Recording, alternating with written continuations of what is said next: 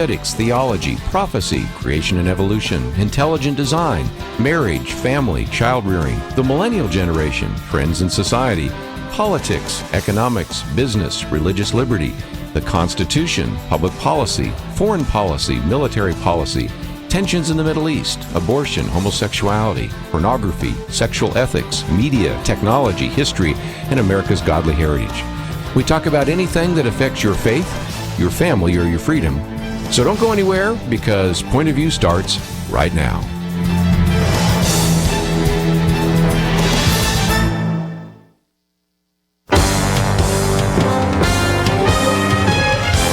Across America, live, this is Point of View.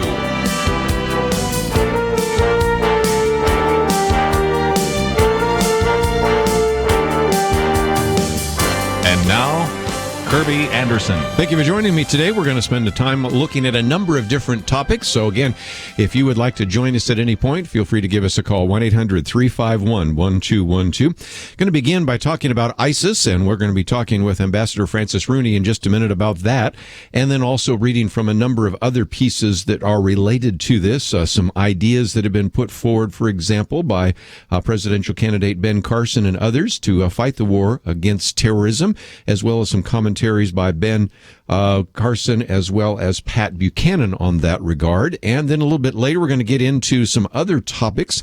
My commentary today dealing with wages has generated a lot of response, as well as one on welfare has generated some. So we're going to get into those topics. And of course, we have some of these items in the news.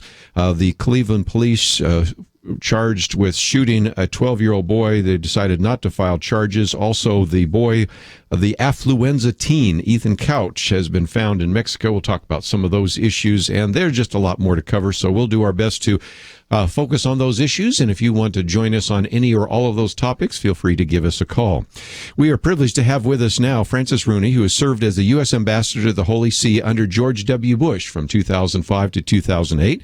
He's the Chief Executive Officer of Rooney Holdings, and also has a new book out called The Global Vatican. And we have posted his most recent commentary here that appeared in The Hill, Is This War Yet? And I think this is going to be an article that you'd want to read as we talk about this war on terror. He is a graduate of Georgetown University as well as Georgetown University Law Center, and also holds honorary degrees from the University of Notre Dame and University of Dallas. Ambassador Rooney, thank you for joining us today here on Point of View. Kirby, thank you for having me on. We have posted your article, Is This War Yet? And I love the way you asked the question, because everybody, I think, in the listening audience recognizes that for some time, radical Islam has been at war against the United States, but we still have people in office that can't bring themselves to admit that we really do have a war on radical terrorism. Incredible as it may seem, you're absolutely right. They've not only declared war on the United States, they've declared war on Western civilization. Remember the quote, "I'll destroy your Rome." That was literal, but it was also figurative for all that we stand for and they don't. And here we have an administration that wants to deprecate the threat, link it to criminality, refuses to call it Islamically oriented or inspired, and therefore seems unable to look at this with the broad brush level of a war that I'm arguing that it needs to be considered. You know, the other night when Hillary Clinton, former Secretary of State, was in the New Hampshire debate, she said, "I worry greatly that the rhetoric coming from the Republicans, particularly Donald Trump, is sending a message to Muslims here and around the world that there's a clash of civilizations." Well, Pat Buchanan, we're going to talk more about this a little bit later after you leave, but Pat Buchanan reminds us, and I'm certainly aware of this, that Samuel Huntington wrote a whole book called The Clash of Civilizations. I've actually had a chance to share a podium with him when I was also at Georgetown University, which is where you went to.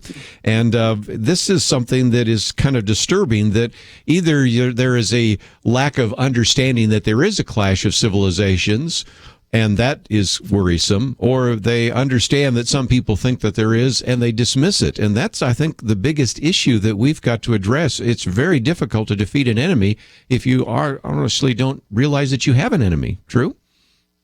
Very true. In fact, it's very hard to win a war when you have the people in power consider everything through a political lens. This is a big problem, that everything they look at everything from a point of view of politics, and therefore they won't they'd rather strike a blow against a Republican than to say it is Islamically inspired terrorism, and we have to do something about it. And maybe Mr. Trump overspoke when he said don't let any Muslims in, but he did not overspeak on the principle that we can't let anyone in our country from these suspect areas where they're prone to radicalization and different beliefs that we're not absolutely confident is not dirty and radicalized and or capable thereof. Anyway, if I can, for just a few minutes, since you have served as an ambassador and certainly have in your article here some concrete points, and we'll talk about some of the military ones a little bit later after you leave, but you do believe that there are some things that we can and should do, and one possible measure that you talk about would be an embargo that cuts off extremist-held territory from the rest of the world. Talk about what that might mean. Well, the principle there is like the old intelligence principle of the hounds to the hunters. We close the noose around them the same way we close the noose around the Axis powers in World War II, make it very difficult for people or goods or services to go in or out of these areas that are held by radical terrorists, ISIS, ISIL, or Al Qaeda, and sooner or later that'll put a great pressure on them because they won't be able to sell black market oil into Turkey and Syria to get money to support jihad. They won't be able to operate that hydroelectric plant, which apparently I think we might have taken back now. Yes.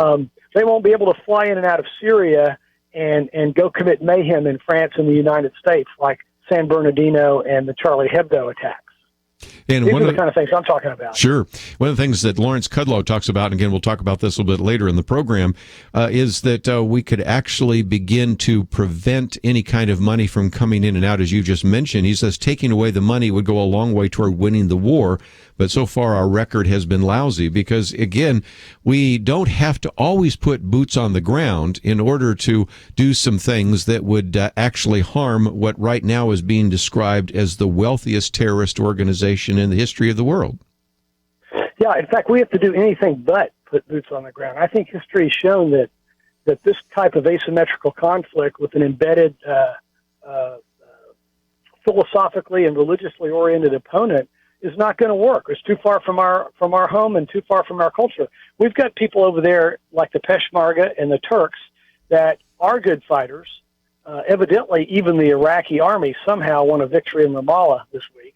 And they need to be the front line of defense. As Pope Benedict said in 2006, Islam needs to take responsibility for its own religion, and Arabs and other Muslims in the region need to take some responsibility for bringing the radicalized elements to bear. Let's take a break. When we come back, I want to continue our conversation for just a little bit longer with Ambassador Rooney. Again, if you would like to know more about him, you can go to our website, pointofview.net. Click on that button next to his picture that says See More. That will take you to francisrooney.com. You don't have to know how to spell it because we have the link there.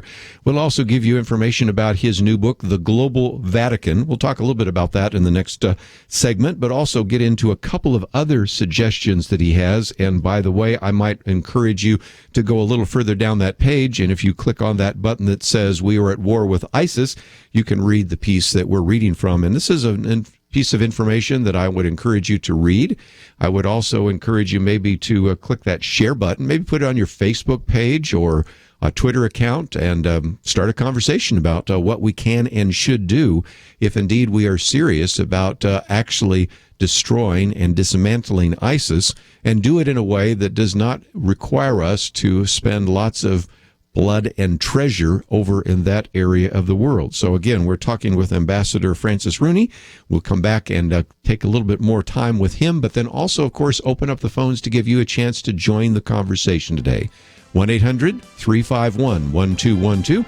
First topic today is ISIS. We'll have many more to discuss, but that will be the topic for the next few minutes. And if you'd like to join us, we'd love to hear you. We'll be right back.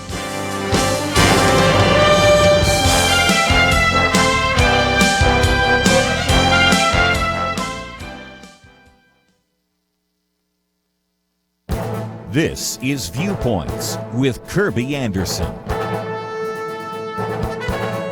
You know, it seems that welfare has replaced work in America. In the last few years, we've seen the largest expansion of the welfare state since President Lyndon Johnson. We've also seen the largest decline in the labor force in 30 years.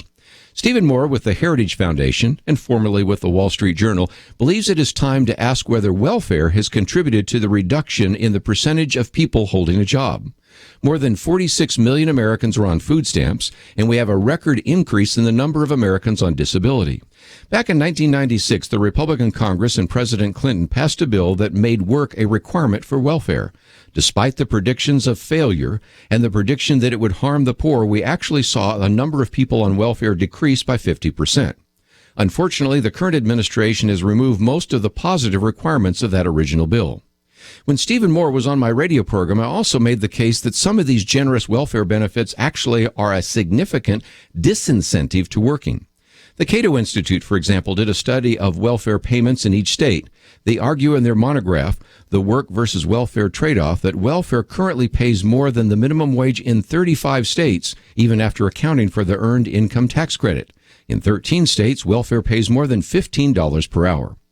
You know, Americans are a generous people. They don't mind helping someone who has fallen on hard times, but they see welfare as a system that should provide a hand up, not a handout.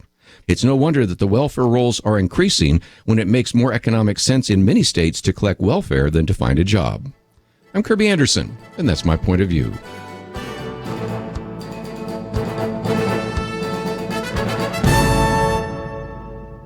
Take Kerby and the Point of View team with you on the go with the Point of View app. Search for Point of View Radio at the Apple or Google Play stores.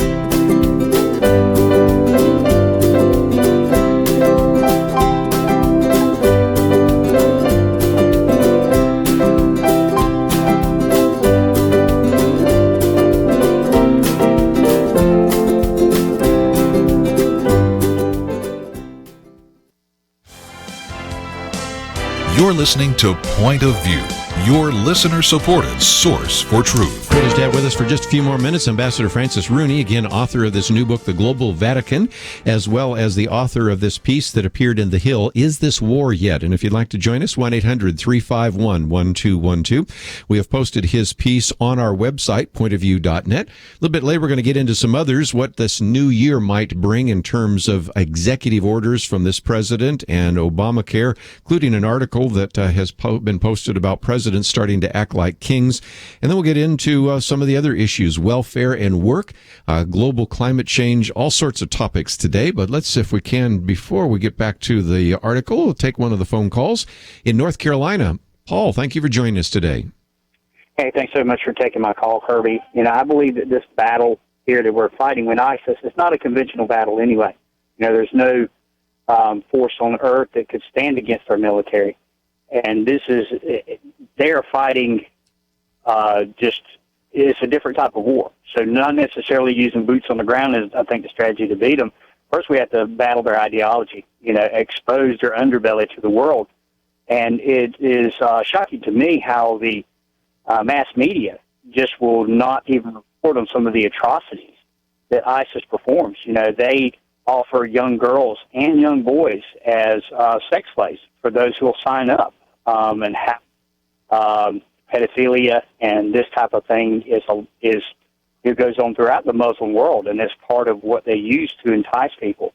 I think if we can expose the underbelly, and you know, we have to battle this, even if we defeat this ISIS group.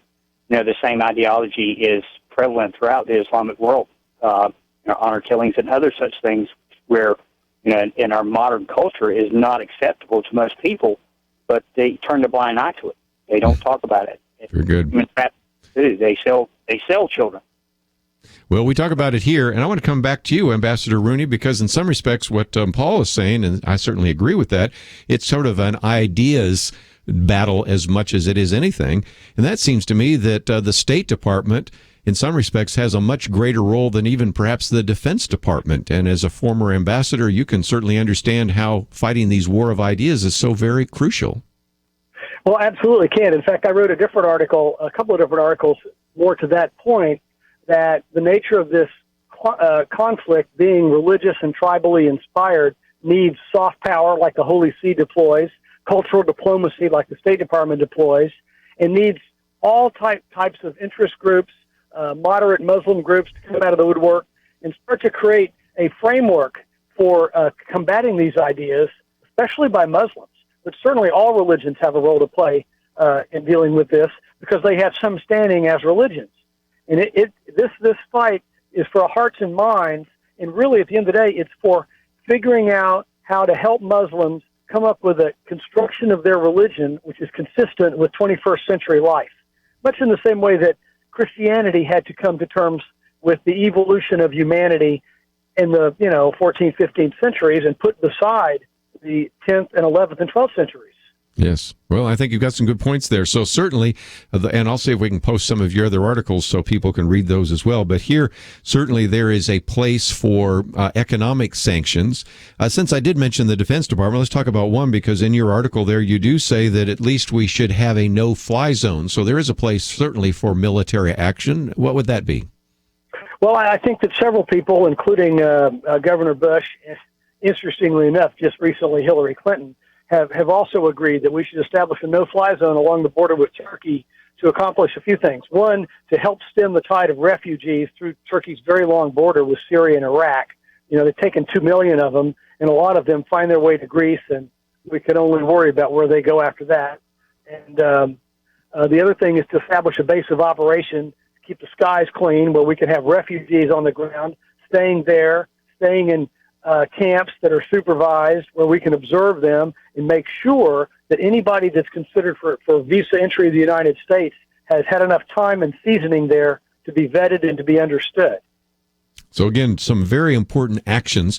Let me pull just a little bit out of your new book, which I know people would want to read as well, The Global Vatican, because we have on a few occasions in the past seen how statements from the Pope or the various individuals who are bishops addressing issues, and I'm thinking in particular during the Cold War and the connection, obviously, with Ronald Reagan and Margaret Thatcher, as well as the Pope, to really address evils. And one of those at that time was communism. It seems to me that there are some very important actions that can be taken by religious leaders, starting with the Pope and including all sorts of people of various denominations, to address this issue and this evil of terrorism today in our world.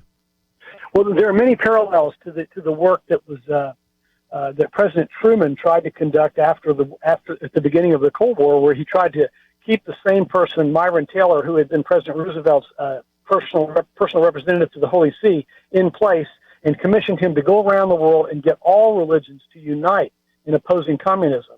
It's a very interesting situation because some religions were actually pretty open to communism and had no interest in taking up the fight, and some were more interested in uniting with the Catholic Church, for example, to vigorously oppose it. And there's a strong role for religion whenever you're talking about trying to mold people's ideas and ideologies. Religion's the ultimate crucible for ideology, and that's why I think there's a particular role right now, as Pope Benedict has called for, and Pope Francis, for all religions to speak up against the atrocities of radical Islam and to call on their brother religious Muslim leaders to be part of the solution instead of part of the problem. How do we develop a relationship maybe with moderate Muslims in a way that addresses radical Islam but doesn't compromise, for example, our Christian faith? That's, of course, a concern that any time any kind of attempt to have people in the church work with anybody in Islam, it's said, well, we're compromising. But is there a way we can actually put together a united front so that we do really begin to marginalize some of these radical Muslims? Sure, I think there is. I think even the Jordan religious minister came out about a year ago and said we have to deal with the ideology of ISIS to fight it. You can't fight an idea with war, with military. And so people get it intellectually, but they need voices to speak up that have integrity and a position of integrity and standing. And that's where these religions, I feel, do have standing as religions to weigh in on this discussion. And also, I don't think that appeasement works.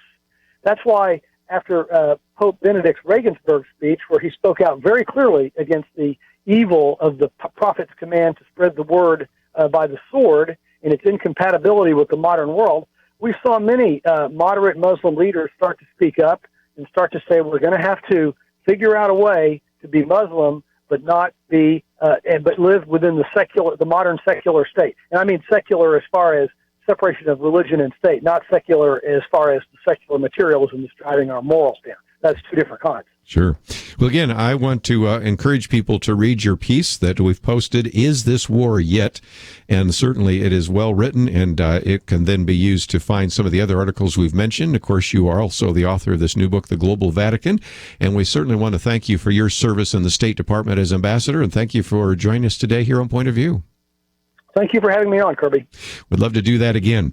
Let's take a break, and when we come back, I'm going to take some more of your phone calls. Only took one in this segment, but we'll take some more. And if you'd like to join the conversation, 1-800-351-1212. Want to bring a few things. First of all, I've already mentioned that, and that is that there are some ideas that have been put forward on how to defeat ISIS by cutting off its economic benefits. Another has been to actually set forth a plan for defeating ISIS, and presidential candidate Ben Carson today came out with a 7-point plan for defeating ISIS, so we'll talk about that. I mentioned just a few minutes ago Pat Buchanan and his comments about what is oftentimes a misunderstanding about the fact that there really is a clash of civilizations, so we'll talk about those, and of course we'll take your phone calls. 1-800-351-1212. But as we come to the end of the year, we're 3 days away from the end of 2015 and the beginning of 2016. Really want to encourage you to take a minute right now, even as we go to a break, to make a gift to Point of View. Your gift will help change lives, and if you go to our website, you'll see that banner that says Changing Lives, Changing the Nation. And so often we've talked about of Kelly Shackelford listening to this program and recognizing that maybe it would be possible for him to stand for religious liberty. We've talked as well about his cohort as well, and that is Jeremy Dice, who began to listen to this program when he was in the backseat of his mother's car. A week ago, we, of course, played the video of Vicky Garza, who is now doing a ministry with students. And today, as you go to our website, you'll see an interview that we did with Sean McDowell. And so often we talk about apologetics, and Josh McDowell, Sean McDowell, and so many others help us to know how to defend the Christian faith. And so when you are supporting this ministry, you're supporting those individuals in the future that will have the same kind of impact that this radio program has had that those in the past enjoyed. So please be generous. And if you can, join with us. Go to the website, pointofview.net. Click on that banner that says Changing Lives, Changing the Nation. And we'll be right back. Have you ever heard of the concept of learned helplessness? It's when a person faces a problem so large that he or she finally gives up and says, there's nothing I can do.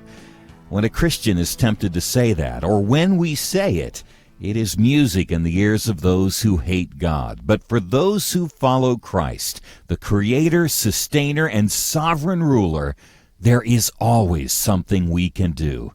I'm asking you right now to take a step toward making a positive change. One step. If you do that, and another listener does, and another, we're on the way to a bunch of changed lives, and together, those changed lives will change the nation. It starts here with your decision right now to step up and join with Point of View by sending a year-end gift. Look for the Changing Lives, Changing the Nation banner at pointofview.net, or give using the Point of View radio app, pointofview.net. Or call 800-347-5151, 800-347-5151. Thank you for stepping up. Point of View will continue after this.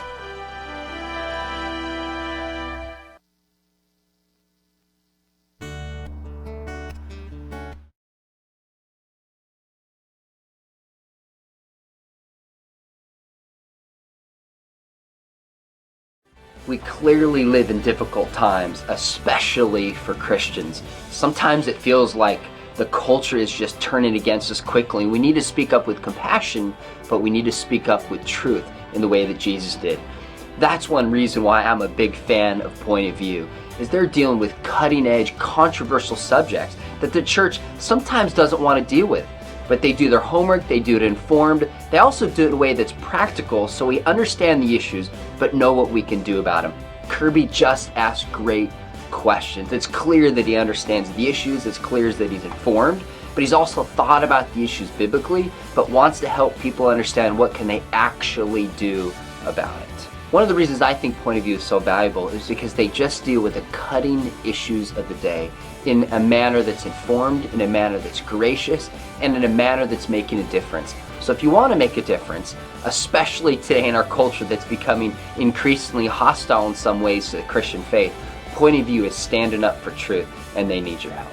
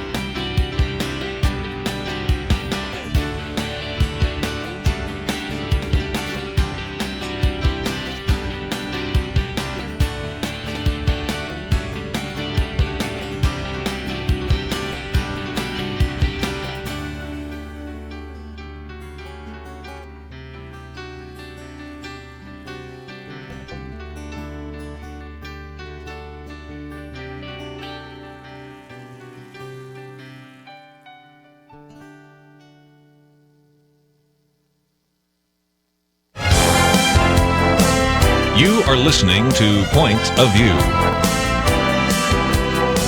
The opinions expressed on Point of View do not necessarily reflect the views of the management or staff of this station. And now, here again is Kerby Anderson. Question on the table at the moment is, what should we do to stop ISIS? And for us, I mean, the question, should we try to stop ISIS? There are some right now that are saying maybe we don't have a reason to be involved in that battle. But I think most Americans, as they've been surveyed, say there is something that needs to take place. That's why I wanted you to have a chance to hear a little bit from Ambassador Francis Rooney. Matter of fact, over the last few years, I've had a chance to interview a couple of the ambassadors that have actually served under George W. Bush. And this is a question to also ask yourself during this presidential campaign. What kind of ambassadors will you get in a, say, Hillary Clinton administration? What kind of ambassadors would you get in a Hillary Clinton administration, or a Jeb Bush administration, or a Ted Cruz administration, or a Donald Trump administration? These are all really good questions. And I have to say that many of these ambassadors were individuals that I felt had quite a bit to say. And once they have left the diplomatic corps, you have a chance to read some of their comments. And that's why I wanted to post that particular article there for you today. And also ask you a question. What do you think we should do to fight and to battle ISIS? If you have comments or questions, 1-800-351-1212. Stay on this topic a little bit longer and then move on to some others. One of the issues that I raised yesterday that I thought we would come back to is to set aside this idea that whatever we do, we have to be real careful so as not to drive moderate Muslims into the camp of ISIS. And I posted this piece yesterday by Andrew McCarthy, an individual who was a prosecutor in the first World Trade bombing.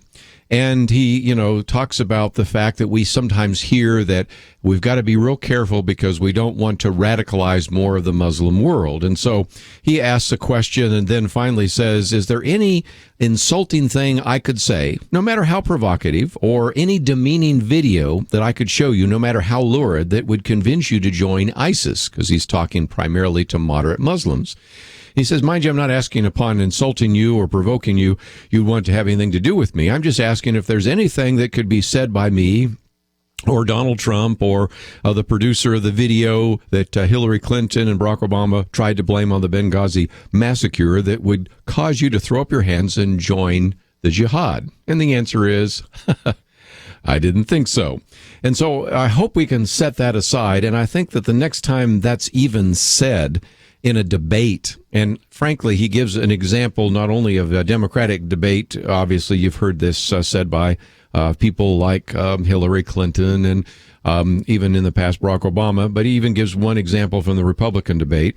I just think we need to set that aside. And this idea that we sometimes can't do something because that's what ISIS wants us to do, I think we should just simply ignore that and recognize that we are really fighting a very significant battle. And a piece that came out by Pat Buchanan, who's been on this program many times before, points out that in the latest debate that was done by the Democrats, Saturday night, New Hampshire, Hillary Clinton, she said, I worry greatly that the rhetoric coming from the Republicans, particularly Donald Trump, is sending a message to Muslims here and around the world that there's a clash of civilizations. Well, he points out that this phrase was not popularized by Donald Trump, but by Harvard University's famed Samuel Huntington. His book, The Clash of Civilizations and the Remaking of World Order, has been described by Zbigniew Brzezinski as providing the quintessential insights necessary for a broad understanding of the world affairs in our time. A lot of words there to simply say that many years ago, Samuel Huntington at Harvard first wrote an article, then later a book.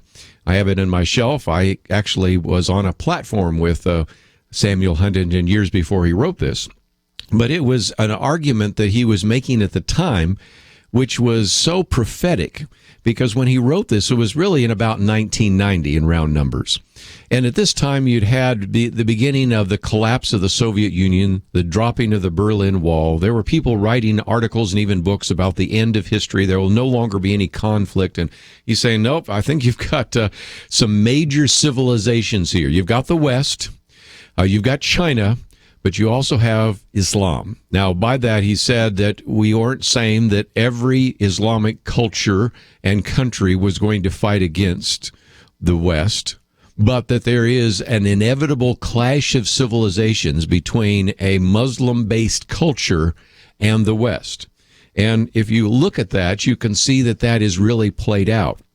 So it strikes me as a bit odd that that phrase was used by former Secretary of State Hillary Clinton, clash of civilizations, when that's exactly what we see now, a clash of civilizations. Now, sometimes the clash is only in terms of mores and values, whether or not you believe in a democracy or a totalitarian government. Sometimes it's a clash of whether or not you have jihadists that want to kill you. But then he goes on, Pat Buchanan, by saying that Thomas Jefferson had a famous phrase, in which Thomas Jefferson said, "I never will, by any word or act, admit a right of inquiry into the religious opinions of others." In other words, I really won't just ask people what they believe about religion. But Patrick Buchanan comes back saying, intending no disrespect to Jefferson, if you do not inquire into the religious opinions of others in this world, it can get you killed. Again, let's not paint with a broad brush. Not all Muslims are terrorists, but nearly all terrorists are Muslims. And he points out that when you start beginning to look at the long and growing list, he said, did the worst attack on the United States since Pearl Harbor, that is 9/11, have nothing to do with Islamic faith?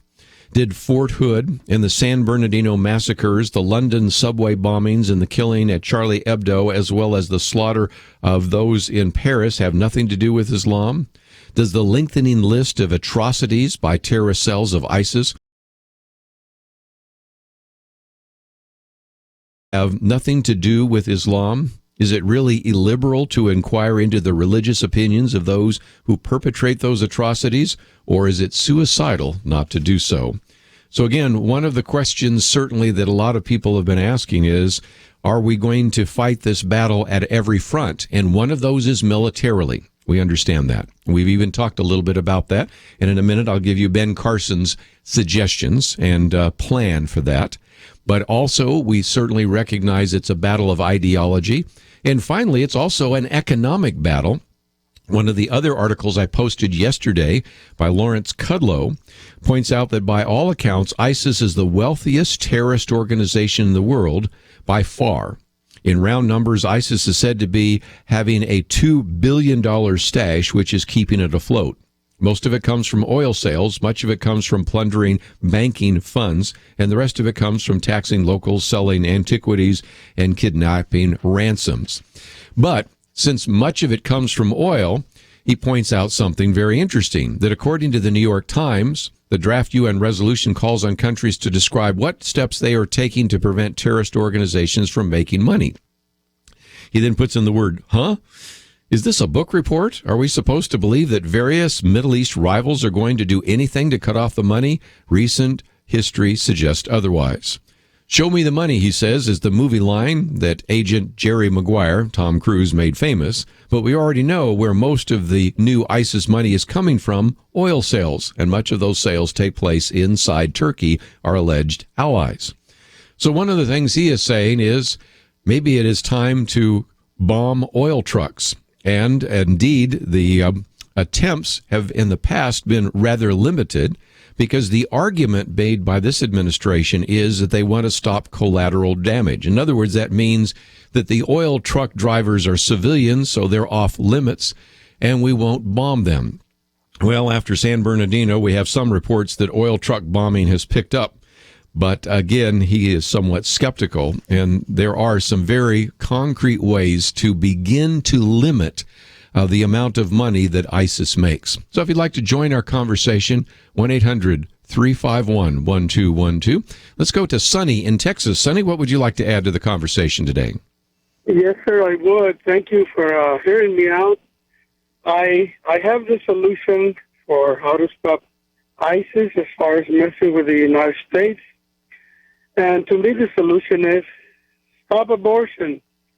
You see, there's millions of children, their blood is crying out from the ground for justice to God. And to me, that's what's bringing everything upon this country that's evil. Until we stop abortion, we'll stop a lot of evil. Well, I'm all for stopping abortion, but I'm also stopping ISIS and being involved in what we can to prevent the next 9/11 from striking our shores, or for even ISIS troops making their way to Israel and doing more damage in Europe. So there are lots of action items that we can have. And so just after we take a break here, let me share with you what GOP candidate Ben Carson has put forward, a 7-point plan for defeating ISIS.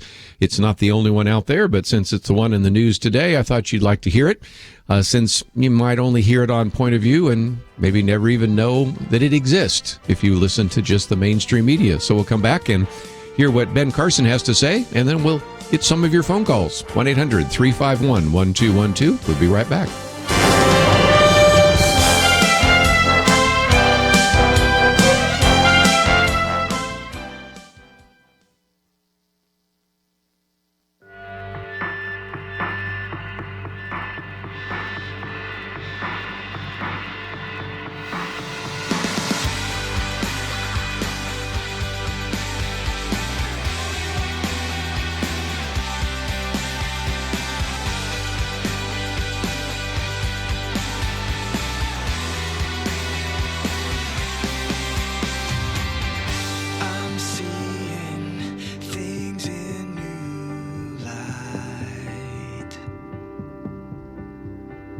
a newborn, just open their eyes.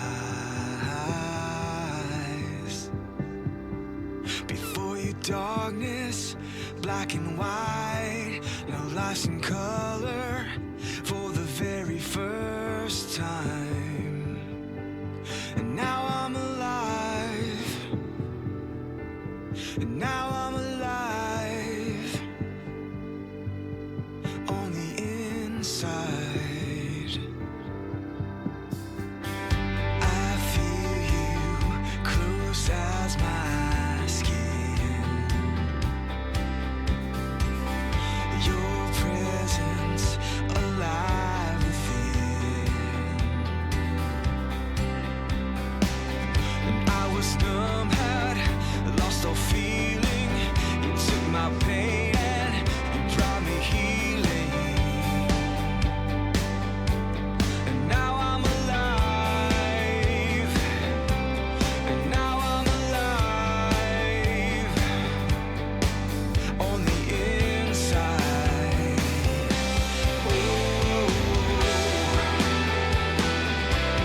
Oh,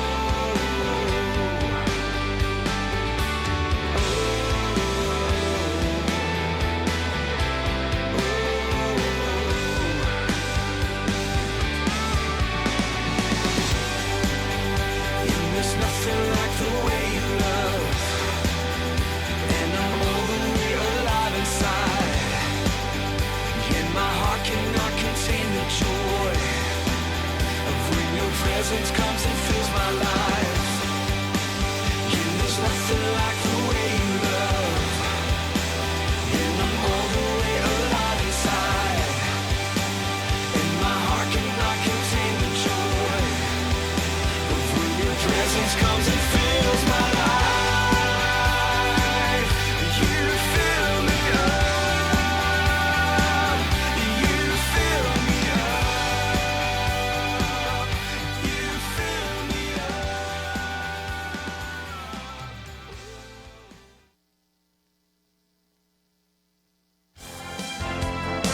Now, back to Point of View, your listener-supported source for truth. How can we fight ISIS? Well, Ben Carson has some ideas. He released some of those today on Fox and Friends, and I've got kind of a brief summary of them, and we can post more if you'd like to see them. His 7-point plan, let's first of all acknowledge that some of what he is proposing, the president has already done. And there's, again, where you need to have some discernment. You'll hear sometimes President Obama say, you know, I listened to the Republican debate, and a lot of things they're proposing are things I'm proposing. True. I mean, after all, we are talking about developing a military coalition. So, you know, let's give credit to the president in trying to do that. Now, would another particular president, a future president, be able to be more effective in developing that coalition? I'll leave that to you, but I think the answer is yet. But as we go through these 7 points, ask yourself how many of these 7 are being done right now, and you'll find that, you know, maybe 1 or 2 are being done right now, but there's a lot of new in what even Ben Carson has put forward. And let me just give him high praise, because one of the concerns I've had is people like Ben Carson, but when you don't have specific proposals to understand what you would do as president, they go, well, he's a nice guy, but maybe I need to go with somebody else. This might be helpful to his campaign, and even if it isn't, it's a good talking point. Point number 1, declare war on ISIS. Okay, there's something that we haven't heard before. Number 2, as I acknowledged, to form a military coalition, including Egypt, Saudi Arabia, Jordan, to fight ISIS. Number 3, urge regional partners to recruit and train Sunni Syrian men based in Saudi Arabia and the Gulf and Sunni Syrian male refugees in Jordan. And he did not mention Iraqi Sunnis, but he could do that as well. That's something a few of our callers have suggested before. Let's not have these men that are of age in which they could be trained to fight ISIS come to this country. Let's have them fight to get their country back. Number 4, establish a refugee safe zone in northeastern Syria, putting refugees under international protection, something we've talked about on this program before. Number 5, enact emergency visa policies and limit visitor visas to 3 months and require mandatory check-ins for extensions, something that needs to be done. Number 6, immediately deploy the military and the National Guard to patrol the borders of the United States. And number 7, designate the Muslim Brotherhood as a terrorist organization and investigate the Council on American Islamic Relations, CARE, as an offshoot of the Muslim Brotherhood and a supporter of terrorism. That's one I guarantee you this president or the former Secretary of State Hillary Clinton will not do. So those are 7 points that came out today from presidential candidate Ben Carson. What would you suggest that we do if we indeed want to fight ISIS? What would be most effective? Let's go back to the phones. We'll start out in Kentucky here. WYGE. Brenda, thank you for calling today. Thank you for taking my call. I'd just like to remind the American people that listen to your program that the scripture says that in the last days God will call all nations together and get them together over in Asia, and they will fight against His people. And the scripture says that He will hear His people because they can't defend themselves, and they will call upon Him, and He will hear them. And He will say, Israel is my people, and Israel shall say, the Lord is my God. And then the battle for Armageddon will start. So things are going to happen that we have no idea about, that we've not been studying our scriptures. Yes. Well, again, some people have wondered whether or not this is Ezekiel 38 and 39, but we need to be responsible, whether that happens within our lifetime or 1,000 years from now. We certainly need to support the nation of Israel, and we certainly need to fight those evildoers who are, I think, illustrated by that long list, not just ISIS, although I've been picking on them today, but Al-Qaeda and all sorts of other radical terrorist groups. Let's take another phone call. We'll head out to California this time. KYCC, Monica, thank you for joining us today. Hi, thank you for taking my call. I've been a long-time listener, and I'm honored to be able to voice my opinion about where our American dollars are going. Here in the United States, I would like to see something about full disclosure on where the businesses or the men that are in white suits outside of our grocery stores collecting money. I would like full disclosure on where that money is going. Our gas stations, our convenience stores. I'd like to see where those American dollars that are flowing through those businesses, is that also funding ISIS? I'd like to know. I can't even go to the bank and withdraw $3,000 of my own money without requiring a report about where I'm spending my own money, and yet we have businesses that we have no idea who we're supporting and where that money's going.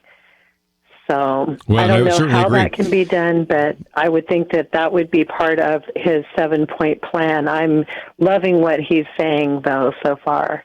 And I think some of what you were talking about is in the Lawrence Kudlow piece. I just mentioned, of course, bombing the oil trucks. But again, there are ways to cut off the funding and ultimately prevent ISIS from having access to some of the banking and to cut off various regions of the world. We've done this before with Iran, for example. Of course, we just reversed that now, of course, with this non-treaty discussion agreement, which I think is a treaty that deserved actually 2/3 support from the United States Senate, which it would not get.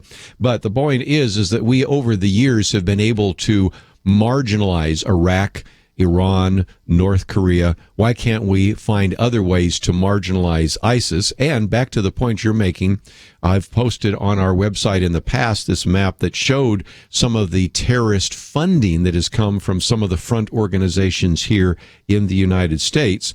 And that's one of the reasons why you have Ben Carson in his 7th point talking about the fact that he would want even an investigation of CARE, the Council on American Islamic Relations, because of its connection with the Muslim Brotherhood. And when you have a group that is one of the unindicted co-conspirators, you have, at least in this administration, and if Hillary Clinton becomes president in the next administration, individuals that have been extremely sympathetic to the Muslim Brotherhood. And we've done an investigative report that you can read in our Outlook magazine about some of that as well. Let's take a break, though, and in the second hour, we certainly will take a few more phone calls if you want on ISIS, but I do want to change a few of the topics because my commentary today on welfare and work has generated quite a bit of response. Phone calls, emails, all sorts of things, which I guess surprised me a little bit. Maybe it's something we haven't talked about in a long time. And so I want to get into that, as well as a couple of the other articles that we've posted today on everything from climate change to just the attempt by the last couple of presidents to exert a lot more executive influence than the past. And this piece by Charlie Cook, Our Presidents Are Beginning to Act Like Kings, I think is something we'll get into. And also Robert Knight, his piece talking about what essentially is the future of executive orders, because this president has really said, I've got one more year to fundamentally change the United States, and he's not going to change it with a Republican Congress. So he's going to change it through executive orders. So we'll talk about some of that as well. Just before we take a break, though, this is a good time for you to consider what you might do right as we go to our break, to go to that break and maybe take a moment to actually make a gift to Point of View. We are coming to the last few days of 2015, and if you've been thinking about giving, now's the time to act, because your gift to Point of View will change lives, and the lives that actually will ultimately change a nation. So please change a life today with your gift to Point of View. The life you change through your gift will help change our nation, and we have spent some time talking about some of those individuals who were profoundly impacted and affected by Point of View.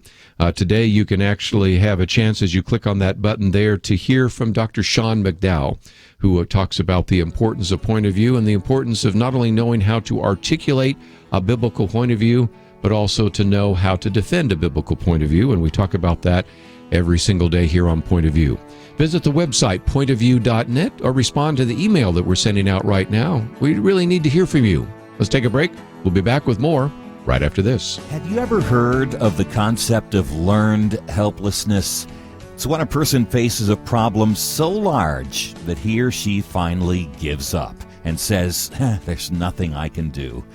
When a Christian is tempted to say that, or when we say it, it is music in the ears of those who hate God. But for those who follow Christ, the Creator, Sustainer, and Sovereign Ruler, there is always something we can do.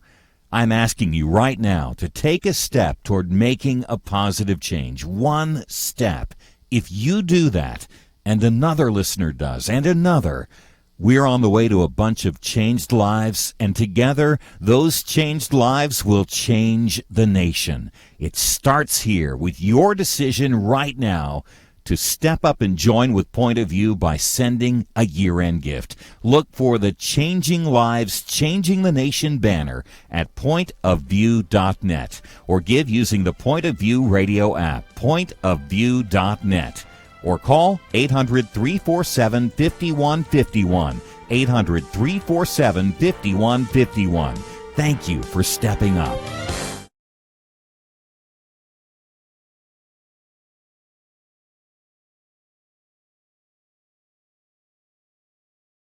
We clearly live in difficult times, especially for Christians. Sometimes it feels like the culture is just turning against us quickly. We need to speak up with compassion, but we need to speak up with truth in the way that Jesus did. That's one reason why I'm a big fan of Point of View, is they're dealing with cutting-edge, controversial subjects that the church sometimes doesn't want to deal with. But they do their homework, they do it informed, they also do it in a way that's practical so we understand the issues, but know what we can do about them. Kerby just asked great questions. It's clear that he understands the issues, it's clear that he's informed, but he's also thought about the issues biblically, but wants to help people understand what can they actually do about it. One of the reasons I think Point of View is so valuable is because they just deal with the cutting issues of the day in a manner that's informed, in a manner that's gracious, and in a manner that's making a difference. So if you want to make a difference, especially today in our culture that's becoming increasingly hostile in some ways to the Christian faith, Point of View is standing up for truth, and they need your help.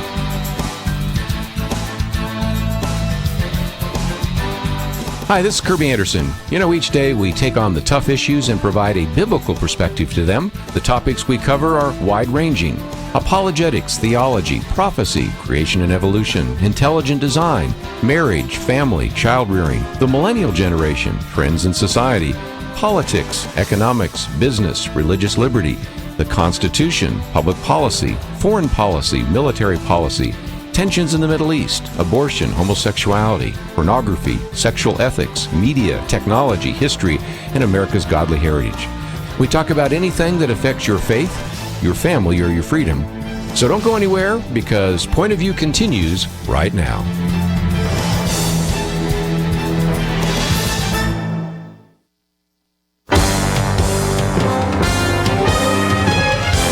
Across America, live. This is Point of View.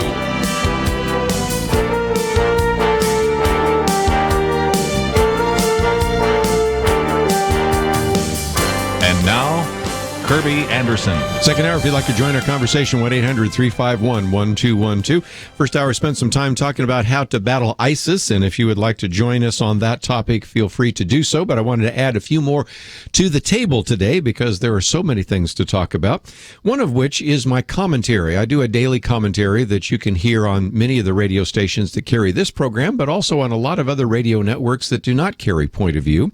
And it is interesting that from time to time, certain commentaries generate quite a bit of response, and this one did, for, I guess, a number of different reasons. Perhaps because we haven't talked about welfare and work for a while, maybe because it hit a nerve with individuals that are on welfare or in disability.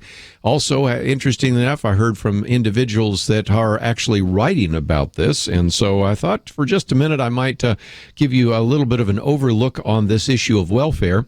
Then I did want to move into the issue of global warming, because there is a lot of new information coming out on both sides. First of all, I've posted a piece called Climate Alarmist Attack on Skeptics, and if you haven't been paying attention to this, it's kind of interesting, because after the Paris conference, you have, for example, a professor from Yale University writing an op-ed in the New York Times called The Next Genocide, in which he doubted individuals that actually labeled, it probably a better way to say it, individuals who disagree or doubt climate change as the same kind of people that killed babies during, say, World War II, Nazi generals and things like that.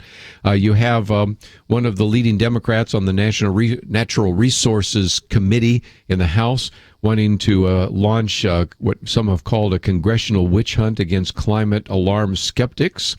Then you have, interestingly enough, U.S. Senator Sheldon Whitehorse actually calling for legal prosecution of those who disagreed with global warming ideas. And then you have had a number of individuals that have signed a letter to President Obama, Attorney General Loretta Lynch, as well as the Office of Science Policy, John Holdren, calling for a RICO investigation of corporations and other organizations that have knowingly deceived the American people about the risk of climate change, to mention just a few. So that is on the one hand. On the other hand is the growing evidence that maybe it's not CO2 that is increasing temperature, but maybe it's temperature that's increasing CO2, and that makes a lot more sense in light of the fact that in the past we've had some very significant warm periods in our history, and we've even had from 1940 to 1980 when you should have had a very significant increase in the amount of temperature because you had an increase in the amount of CO2. It actually did not take place. So there are all sorts of things we want to talk about today, but let me come back to this first one on welfare and work, and also the issue of poverty. I talk about in this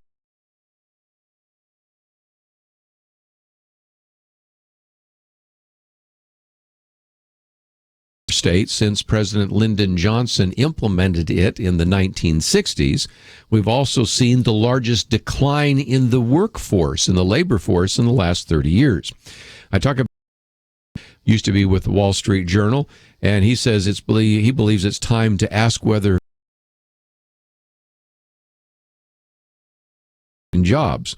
You have 46 million Americans on food stamps, and we have a record increase in the number of Americans on disability.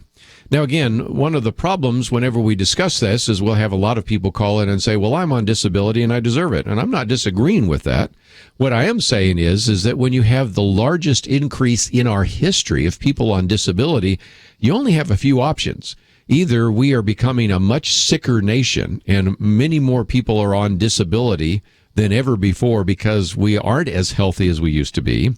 Or a second possibility, which is sort of related, is maybe you had some people that did not know they could go on disability and can. But I think there's another real possibility that sometimes we don't want to talk about, and that is maybe all sorts of people are going on disability because they figured out how to game the system and use it for their advantage. And the point I wanted to make is that back in 1996, the Republican Congress at that time and Democratic President Bill Clinton passed a bill that made work a requirement for welfare. And even at that time, there were all sorts of predictions about this being a failure and about this would harm the poor. But we actually saw the number of people on welfare decrease by 50%. And yet, of course, most of those requirements now have been eliminated by this administration. Well, when Stephen Moore was on my radio program a while back, I also made the case that if you look at the generous welfare benefits in certain states, I think anybody that is using a kind of rational calculus would say, why would I want to go to work? For example, you can see that welfare currently pays in about 35 states more than a minimum wage. And that's even when you account for the earned income tax credit. In 13 states, welfare pays more than $15 per hour. So just think about this for a minute. If a person does a rational calculation of cost and benefits, you can see why they might not try to get a job unless it pays significantly more than minimum wage. And they found even in 11 states that welfare pays more than the average pre-tax first-year salary for a teacher. And in 39 states, it pays more than the starting wage for a secretary. So you can see why some people might say, why do I want to work? Because I can stay home and I won't incur other costs. Recognize the moment you decide to go out and work, now you may work at a place where they provide you a uniform, but if not, you've got to wear a different set of clothes than you might wear around the house. Then, even if you bring a bag lunch, and I tend to bring a bag lunch every day, there's only so many days you can bring a bag lunch, and especially if you work in a fast food industry, they'll maybe let you order food off the menu, but after about 2 weeks of eating the same thing every day, you're going to look for somewhere else to go eat, so there are going to be those expenses. If you have any kind of child care, you know how expensive that's going to be, and so you can see really easily why a person making a rational calculus might begin to wonder whether it's really such a good idea to go to work. The point I'm making is, we're a generous people in America, and we don't mind helping someone who has fallen on hard times. We see welfare really as a system to give people a hand up, but not a hand out.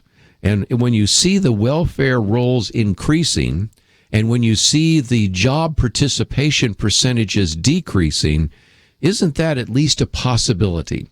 So I want to put that on the table and get your comments. 1-800-351-1212. And also come back to a report that came out more than 50 years ago by Daniel Patrick Moynihan.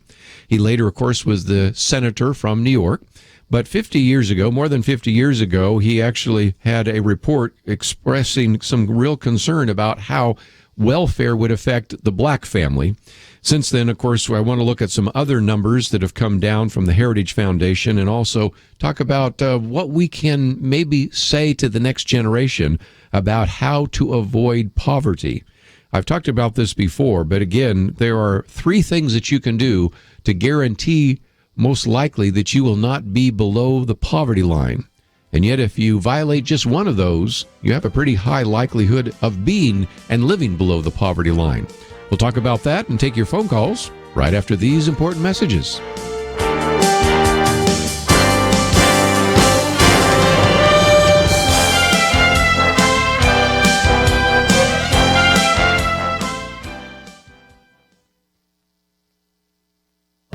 This is Viewpoints with Kerby Anderson. You know, it seems that welfare has replaced work in America. In the last few years, we've seen the largest expansion of the welfare state since President Lyndon Johnson. We've also seen the largest decline in the labor force in 30 years. Stephen Moore with the Heritage Foundation, and formerly with the Wall Street Journal, believes it is time to ask whether welfare has contributed to the reduction in the percentage of people holding a job. More than 46 million Americans are on food stamps, and we have a record increase in the number of Americans on disability. Back in 1996, the Republican Congress and President Clinton passed a bill that made work a requirement for welfare. Despite the predictions of failure and the prediction that it would harm the poor, we actually saw a number of people on welfare decrease by 50%. Unfortunately, the current administration has removed most of the positive requirements of that original bill. When Stephen Moore was on my radio program, I also made the case that some of these generous welfare benefits actually are a significant disincentive to working. The Cato Institute, for example, did a study of welfare payments in each state. They argue in their monograph, The Work versus Welfare Trade-Off, that welfare currently pays more than the minimum wage in 35 states, even after accounting for the earned income tax credit. In 13 states, welfare pays more than $15 per hour. You know, Americans are a generous people. They don't mind helping someone who has fallen on hard times, but they see welfare as a system that should provide a hand up, not a handout. It's no wonder that the welfare rolls are increasing when it makes more economic sense in many states to collect welfare than to find a job. I'm Kerby Anderson, and that's my point of view.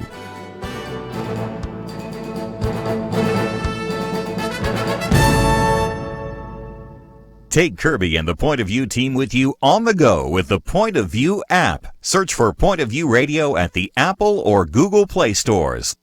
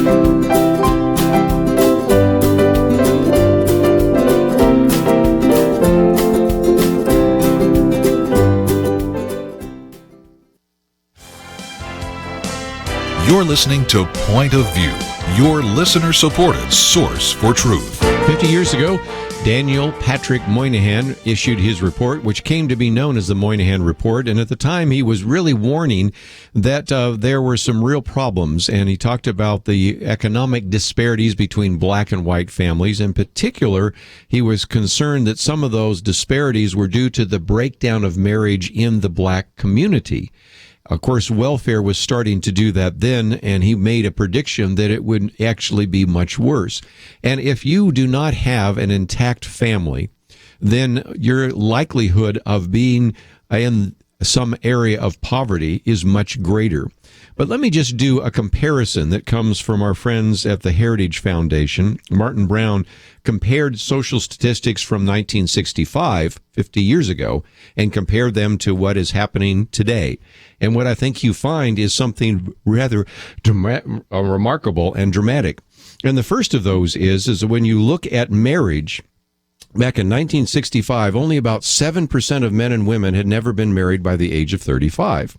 Single households, about 6% of white children, 29% of black children lived in homes headed by a single mother. That was the issue that Daniel Patrick Moynihan was talking about. And in terms of those who were born out of wedlock, unwed childbearing, it was about 7%. Again, those are numbers that are kind of hard to keep in your head, but just recognize that most of those numbers are less than 10%. Most of them were in the 6 or 7%. So when you look at marriage, when you look at households, and you look at childbearing, you recognize that these were very insignificant. Now, interestingly enough, let's go back to where we are today.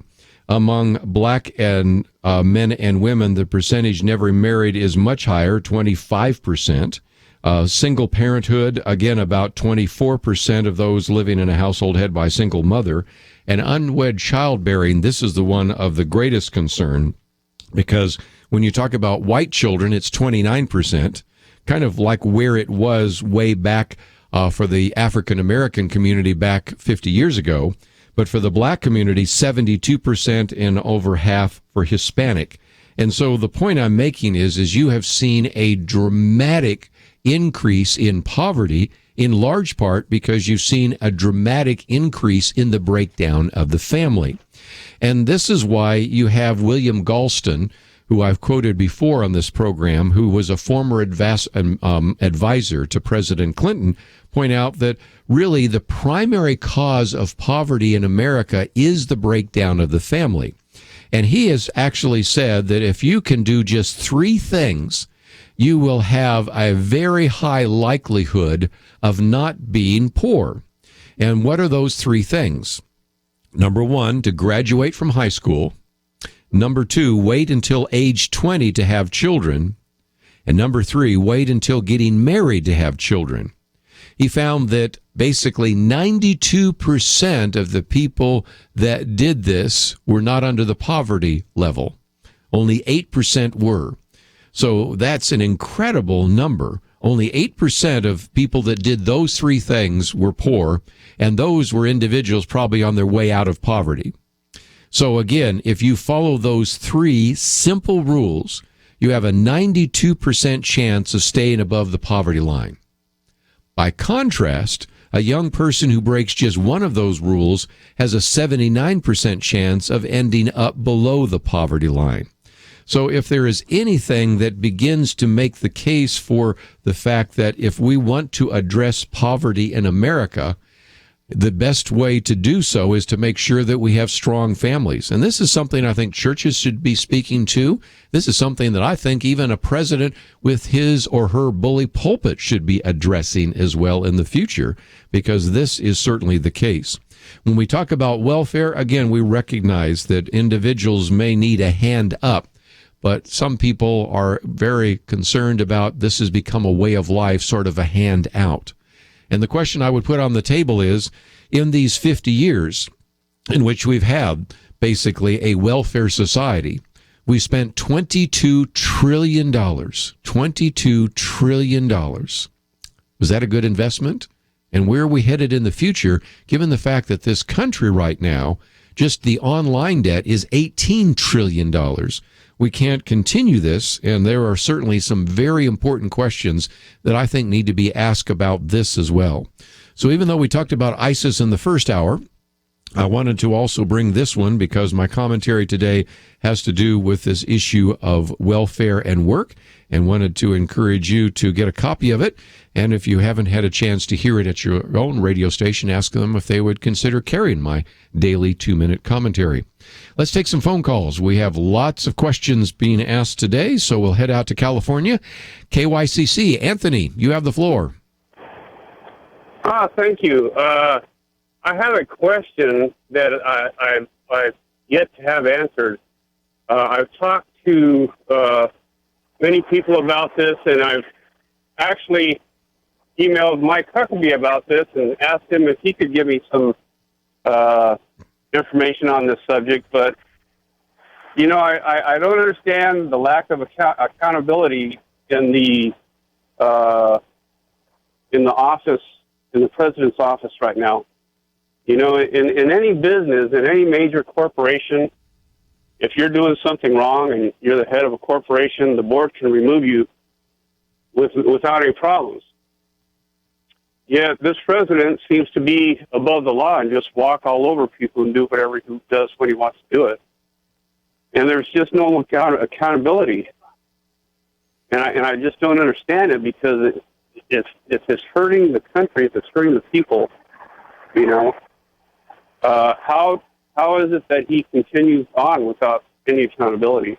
Well, there's 2 answers. One, the simple answer that a lot of people say is because he's the first African-American president, nobody dares go after him because then they'll be perceived as racist.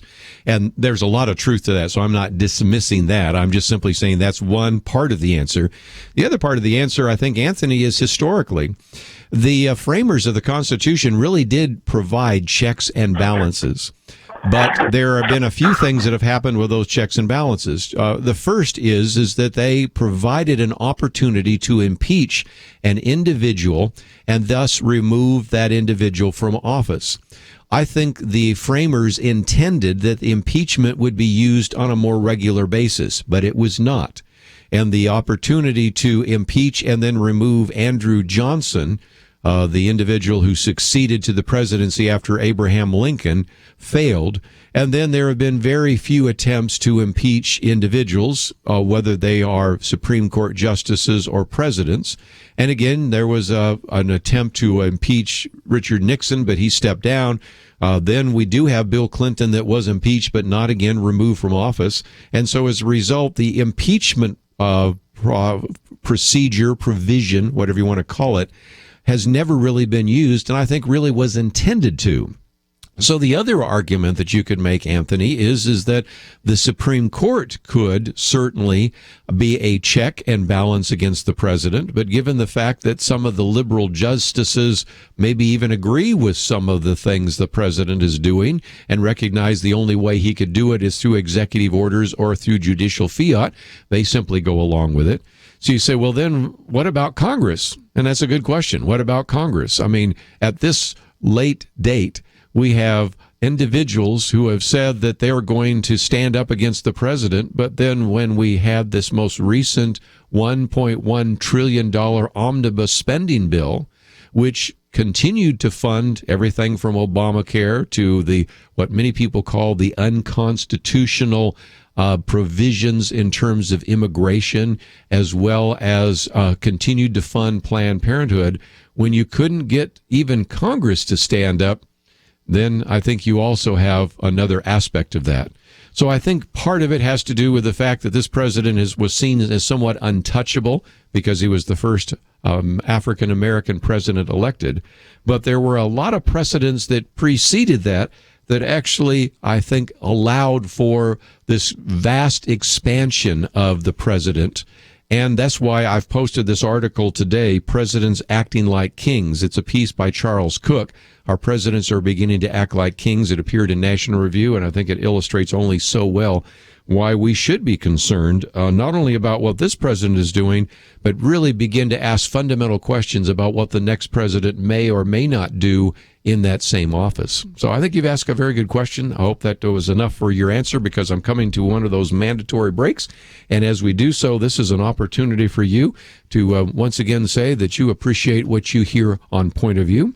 So before we go to the break, let me encourage you just to take a minute right now, make a gift to Point of View, because your gift to Point of View will change lives, and those lives will help change a nation.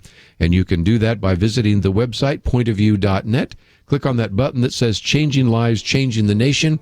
We have a video for you to watch by Dr. Sean McDowell, but also an opportunity for you right now, as we go to a break, for you to give to this ministry. Let's take a break, and we'll take some more phone calls right after this.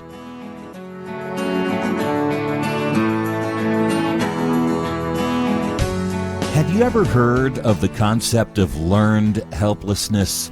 It's when a person faces a problem so large that he or she finally gives up and says, there's nothing I can do.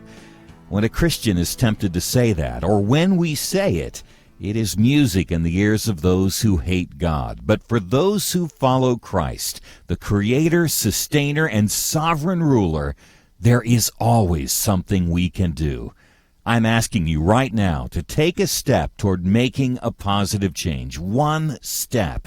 If you do that, and another listener does, and another, we're on the way to a bunch of changed lives, and together, those changed lives will change the nation. It starts here with your decision right now to step up and join with Point of View by sending a year-end gift. Look for the Changing Lives, Changing the Nation banner at pointofview.net, or give using the Point of View radio app, pointofview.net, or call 800-347-5151, 800-347-5151. Thank you for stepping up. Point of View will continue after this.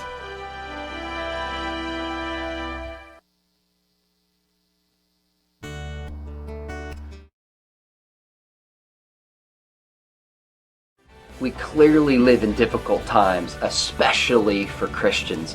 Sometimes it feels like the culture is just turning against us quickly. We need to speak up with compassion, but we need to speak up with truth in the way that Jesus did.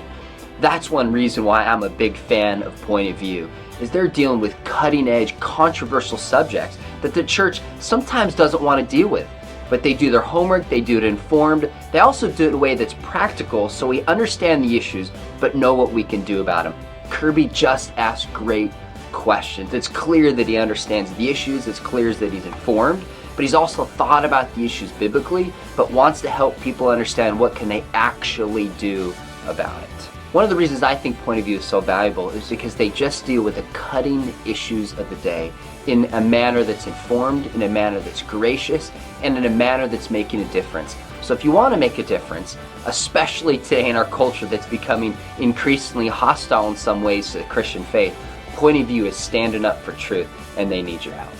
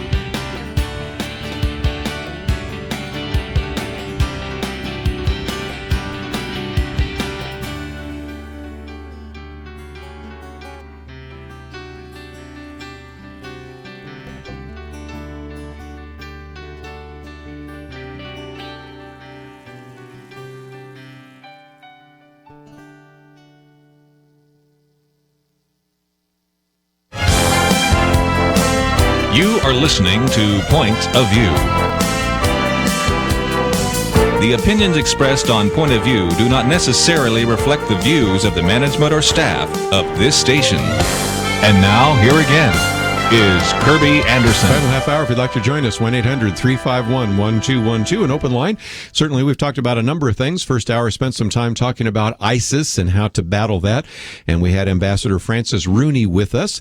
Then I also unfolded Ben Carson's 7-point plan for defeating ISIS. And this would include a number of things, from simple things like but very important things like declaring war on ISIS, forming a military coalition, enacting maybe emergency visa policies, and even designating the Muslim Brotherhood as a terrorist organization, and investigating CARE, the Council on American Islamic Relations, as an offshoot of the Muslim Brotherhood. So that came out today.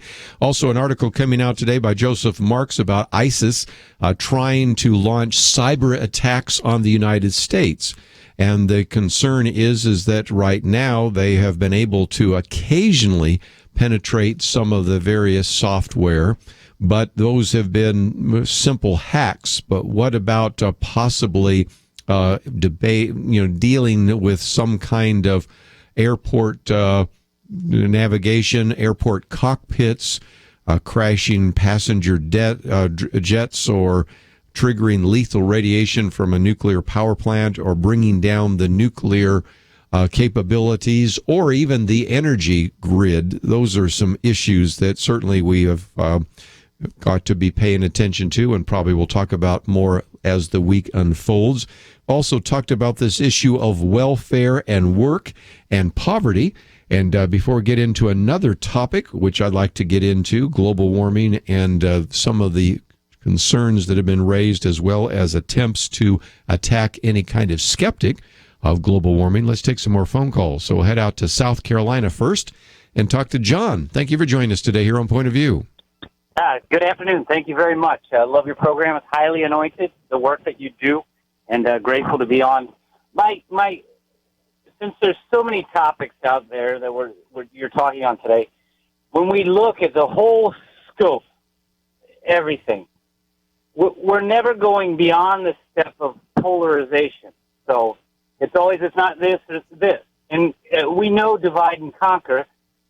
So if we have to, at the end of the day, these guys are golfing together. I know. So-called conservatives, so-called liberals. Right. So we got to take it a step beyond. Why are we listening to the high priest of globalization like Zabriskie? Or why are we not talking about geoengineering? These are bills going in front of Congress, and they all correlate. So, there's a war on, and it's a supernatural war, as you know, and it's amping up its supernatural force so fast. The concern here is that we have to stand against what is happening currently and look beyond the obvious. So, it's like the NFL. I mean, the people are fighting out, the Dodgers are better than the Reds. That's baseball, but you get the point. And then the owners are buddies. They're golfing together. So the whole thing is we got to look 10 steps beyond what's being the objectives that are saying, global warming. It's probably not that at all. We got to go 20 steps beyond that. What is really causing this? And it's never talked about. And again, first of all, I would say there are two action items I hear from you. Number one, we certainly shouldn't be in prayer and recognize that a lot of the battle that we're fighting right now is a spiritual battle. One of the reasons we had our Pray for America campaign is we recognize prayer as such an important weapon and really the most important first step, not the last resort that we need to go to. And number two, we need to kind of pull back the veneer here and recognize that there's a war of ideologies and worldviews. That's why I spent a little bit of time talking about the fact that I even think fighting ISIS is an ideological war as much as it is anything. And back to issues like humanism, secular humanism, globalism. These are ideas that are actually behind these various events that are being put forward. And it's just very rare that you have anybody in the mainstream media even willing to get that deep. And that's why I think Christian programs like Point of View and others need to remind us of the fact that these are major ideologies, major worldviews that are in conflict right now. And if we look at just the twigs on the tree rather than the forest, I'm changing my metaphor here a little bit, we're going to obviously miss what's taking place. So, John, I think you're right on track. Okay, thank you. Thank you so much for all the work you do. Well, then thank you for bringing it up. And if nothing else, I hope that would encourage those of you to pray, but also just develop a level of maybe spiritual discernment. It's going to be really important. And even the last couple of days, we've tried to occasionally do programs on helping to develop discernment when it comes to the media, whether it's television or the movies, trying to maybe tell you some stories that you won't hear because they just don't simply fit within the paradigm or the narrative that is being used by the mainstream media. And hopefully we are doing that. And if you can think of other ways in which we can do that better, we also welcome your ideas, suggestions for interviews and topics to address. But since he did mention global warming, just before I take my next break, let me just mention real quickly that there was a very good piece that came out just the other day, and a lot of people have been quoting from it, so I did a commentary that you could hear next week. It's called The Most Comprehensive Assault on Global Warming Ever. Well, maybe a little bit of hyperbole, but nevertheless, I think it's really good because it starts out where Professor Mike Van Biezen actually uses 3 words, and he says, it made sense. What he was talking about is when you looked at the original charts years ago, it showed the amount of CO2 was increasing, and so was global temperature. And I remember when I was in graduate school at Yale, I looked at those graphs and made the natural assumption that the increase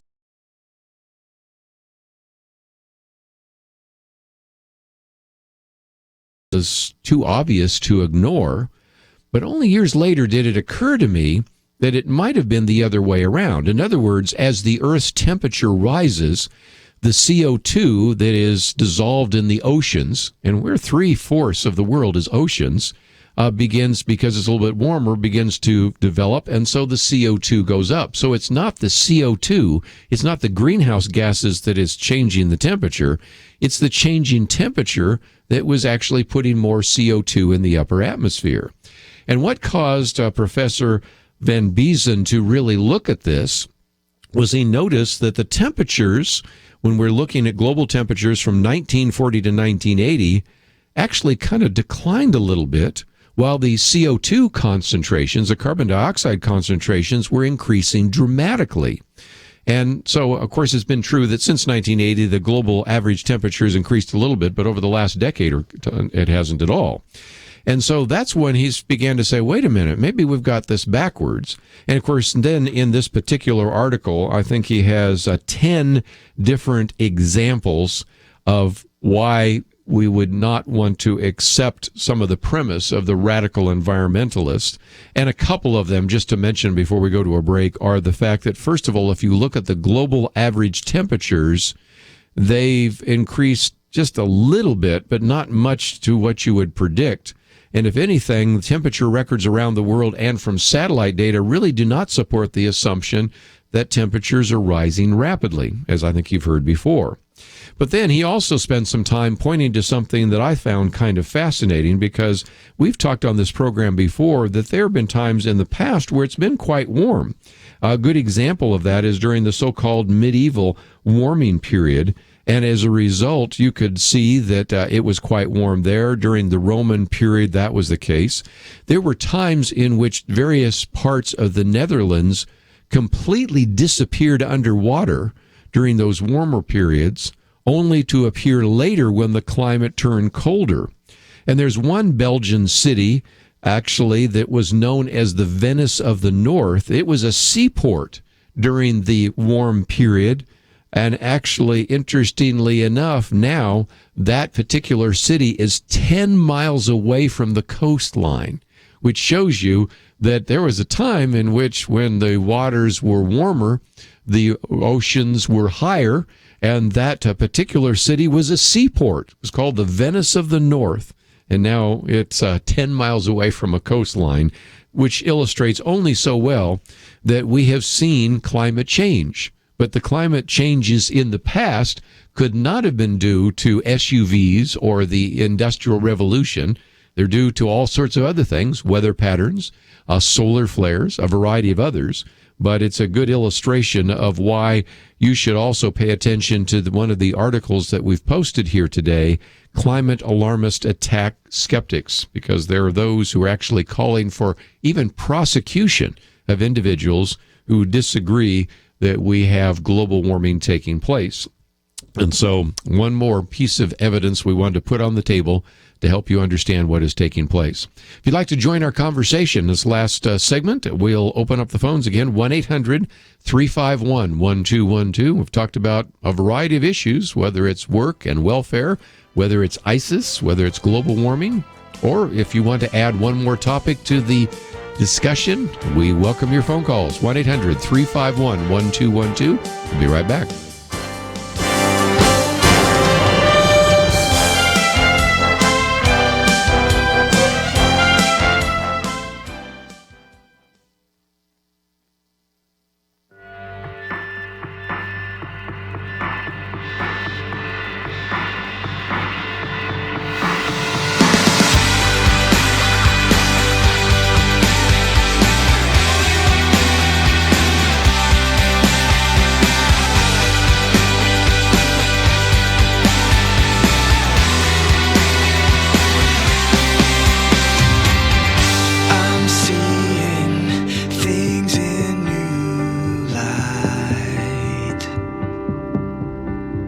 Like a newborn, just open their eyes.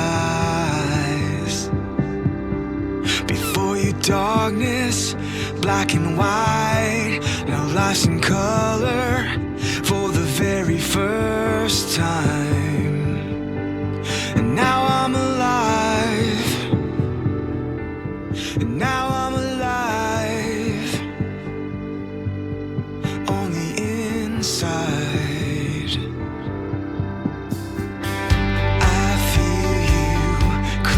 As my skin, your presence alive within, and I was numb, had lost all feeling. You took my pain and you brought me healing, and now I'm alive, and now on the inside. Oh,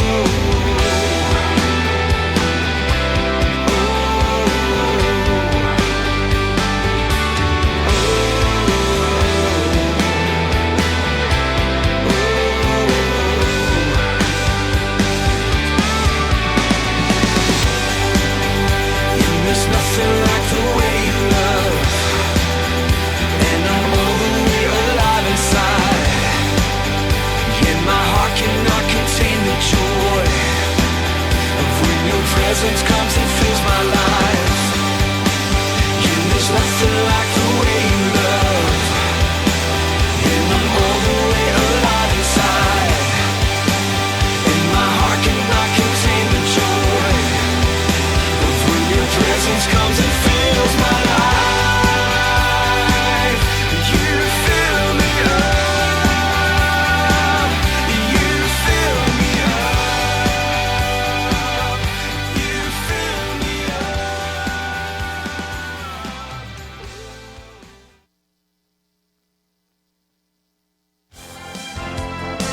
Now, back to Point of View, your listener-supported source for truth. A couple of the articles we posted on our website today, pointofview.net. We are at war with ISIS, and that is the piece that we did with Ambassador Francis Rooney in the first hour. Also, the one that I want to get to for just a minute before I take another phone call. Next year, Obamacare and Executive Orders. This is a piece by Robert Knight, and it's entitled Setting Things Right. The Republicans need to talk less and do more in the next year. But he starts out by talking about one of the puzzles that economists are facing right now. And that is, if you look at a Wall Street Journal article the other day, it said low prices fail to spark growth. And that's caused economists to kind of scratch their heads because, as you may well know, the price of gasoline has dropped precipitously. After all, many people, Robert Knight says, many people are saving $100 a month when they fill up their tanks at $2 a gallon instead of $3.50 that they shelled out in August of 2014. So the columnist writing in the Wall Street Journal Eric Morath, said many economists predicted the savings would act as a giant tax cut by jolting long, weary consumers into stronger spending and pushing up sluggish economic growth. Instead, Eric Morath says, the economy remains mired in the slow growth trajectory that has marked the economic expansion over the last 6.5 years. Well, that caught Robert Knight's attention. He said, well, what happened 6.5 years ago, he says. Yes. Just after the stock market hit bottom, the Democrats jammed Obamacare through Congress without a single Republican vote. They also rammed through the Dodd-Frank financial reform bill, under which hundreds of small banks are collapsing all over the country. Then he says, as more Obamacare kicks into gear, more jobs are being destroyed and middle-income consumers are being saddled with higher costs and less coverage. In many cases, people who formerly had good policies are paying another $200 or $300 more a month for catastrophic plans with high deductibles. Oh, there's where all that extra money went. Consumers are losing more money because of Obamacare than they're saving at the pump. That doesn't translate into carefree spending sprees. Then he goes on and talks about some of the other concerns that are maybe not economic, but they are causing people to hesitate because you have the Supreme Court tied the Constitution into knots to ensure Obamacare's survival, unleash the Environmental Protection Agency, and redefine natural marriage. Those are just a couple of comments from Robert Knight. And then you might say, well, yes, but what about those checks and balances? After all, we were talking about that a minute ago with Anthony. Well, he points out that after you actually had a House revolt that removed Speaker John Boehner, it was replaced by Paul Ryan. But Mr. Ryan, working with the minority leader Nancy Pelosi, enacted a $1.1 trillion omnibus spending bill through 2016 that preserves Obamacare, pays for Mr. Obama's illegal amnesty scheme, keeps funds flowing to sanctuary cities and Planned Parenthood, and increases the national debt by billions of dollars. After all, we have an $18 trillion national debt, and it's continuing more and more every single year. So you can see why, first of all, there are a lot of people that are really hesitant to go out and make a major purchase, why the economy is in doldrums, and maybe even why you're seeing reactions on both sides, whether it's the unlikely candidacy of Bernie Sanders, a socialist, on the Democratic side, and the even more unlikely candidacy of Donald Trump on the Republican side.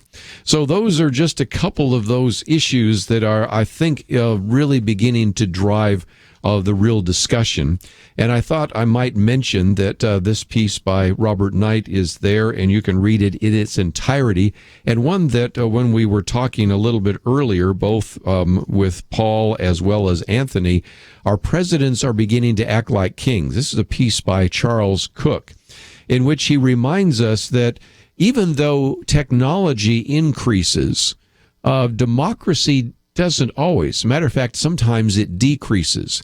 You know, you never have a time in which technology actually begins to reverse itself. Every new advance builds on a new advance. And so our technological advancement becomes better and better every year. We carry, for example, in our smartphones, more computing power than could have been imagined by the astronauts that went to the moon. We have more computing power and the old speaking spells, I think, than you had in some of those computers. We have now more computing power in our pocket calculators and our smartphones and even in our computers than I had in the best computers when I was in graduate school at Yale University. So technology has increased, but that's not the case with our liberty. Oftentimes what happens is that each generation expands government, demands more services, and as a result, our freedoms begin to decline. And the argument that Charles Cook makes is this is not just a phenomenon in the 21st century. He takes us back to Elizabethan England. He takes us back to even what happened in Nazi Germany and a variety of other places, and to recognize that in some respects, we shouldn't be surprised, even though we would take for granted that we have a republic, that we have democratic values. we are really heading into a time, unless something changes dramatically, where the presidents really are acting like kings and have at their disposal, just in the executive branch alone, much more power than the power that used to exist in the legislative branch. And so this is why I think it's going to be even more important to figure out who you're going to elect, not only to the presidency as president, but also who your senators and members of Congress are going to be, who are going to either be willing to hold those actions in check, or whether they are going to, as we just pointed out a minute ago in the piece by Robert Knight, continue to go along and eventually drive this nation over a cliff. $18 trillion, at what point is the country ultimately bankrupt? At what point can it simply no longer send out welfare checks? At what point is it no longer able to fund the military? At that point, we have a very different America than we have right now. That's why we are really dedicated to bringing you truth every day, to educating you about these issues, empowering you. And as we come into this election season, we're going to spend a fair amount of time and energy educating you about the various candidates, providing on our website here all the kind of information that you would want to have to get a voter's guide and to make intelligent choices about those individuals that will represent you in the future. As well, of course, we not only help you articulate a biblical worldview, but help you also know how to defend a biblical worldview. That's one of the reasons we posted the video today by Dr. Sean McDowell, individual who has really, for his generation, been one of the most articulate voices, helping us understand how to defend the Bible, how to defend the deity of Jesus Christ, how to really begin to fend off some of the arguments made by the so-called new atheist. And so we encourage you to visit the website pointofview.net and encourage you to take a minute right now as we come to the end of the program to make a gift to Point of View. Your gift to Point of View will change lives, and those lives will change the nation. And over the last couple of weeks, we've talked about some of those changed lives. People like Kelly Shackelford listening to Point of View and deciding to begin to defend religious liberty. Stories of people like Lee Weaver, who decided in the 1980s to start a crisis pregnancy center, and I had a chance to speak at his banquet this last fall.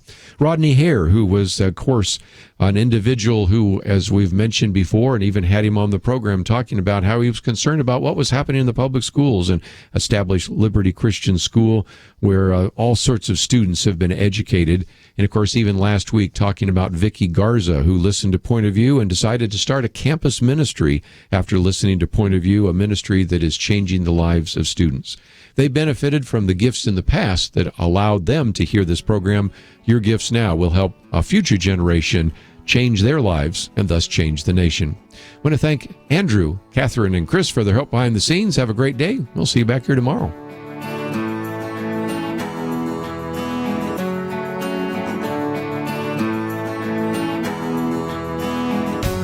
Have you ever heard of the concept of learned helplessness?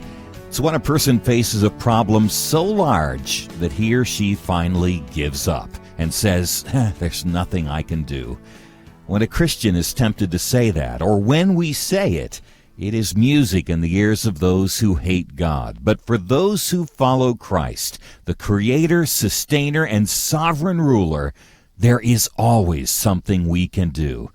I'm asking you right now to take a step toward making a positive change. One step.